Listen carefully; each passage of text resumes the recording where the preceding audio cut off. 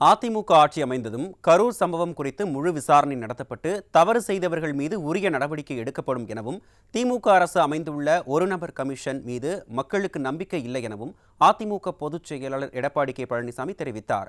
நாமக்கல் மாவட்டம் பரமத்திவேலூர் பகுதியில் எழுச்சி பயணத்தில் பேசிய புரட்சித் தமிழர் இதனை தெரிவித்தார். அண்மையில் கரூர் ஆத்த தாண்டின ஒரு பிரச்சனை உங்களுக்கு நல்லா தெரியும். இந்த மாசம் போன மாசம் 27ஆம் தேதி என்று கருதுகிறேன் ஒரு அசம்பாவம் நடந்தது. தெரியுமில்ல உங்களுக்கு எப்படின்னு? ஒரு கூட்டத்தில் தள்ளுமுறை ஏற்பட்டு கிட்டத்தட்ட 41 உயிர்கள் நாம இழந்திருக்கிறோம். அதுக்கு யார் காரணம் உங்களுக்கு தெரியுமில்ல? அண்ணா திமுக ஆட்சி அமைந்தவுடன் முழுவதும் விசாரிக்கப்பட்டு தவறு செயல்கள் மீது நடவடிக்கை எடுக்கப்படும். இந்த அரசாங்கம் ஒரு நபர் கமிஷன் அமைக்கப்பட்டிருக்குது. ஒரு நபர் கமிஷன் மீது மக்களுக்கு நம்பிக்கை இல்லை. ஏன்னா ஒரு நபர் கமிஷன் அமைக்கப்பட்ட பிறகு ஒரு துறை செயலாளர் ஒரு ஏடிஜிபி பேட்டி கொடுக்கிறாங்க. எந்த விதத்தில் நியாயம்?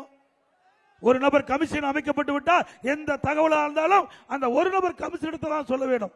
ஆனா அரசின் சார்பாக அரசு செயலாளர் அவர் கையை காட்டிட்டு இருந்தா பிரச்சனை இருக்காது, அவர் முகத்தை காட்டிட்டு இருந்தா பிரச்சனை இருக்காது. இதுக்காக உங்களை எல்லாம் செயலராக்குனாங்க. அரசியல் பேசுவதற்குள்ள அரசு போடுகிற திட்டங்களை செயல்படுத்தி தான் உங்களுக்கு பதவி.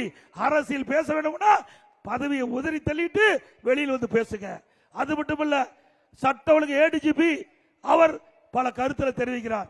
அதே நேரத்தில் இங்க இருக்கின்ற கரூர்ல ஒரு டிஎஸ்பி தலைமையில ஒரு குழு அமைக்கப்பட்டு அந்த சம்பவத்தை விசாரிச்சுட்டு இருக்கிறாங்க.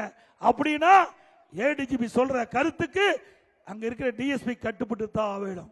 ஆக எப்படி நியாயமா விசாரணை மேற்கொள்ள முடியும்? மக்கள் கேட்கிறாங்க.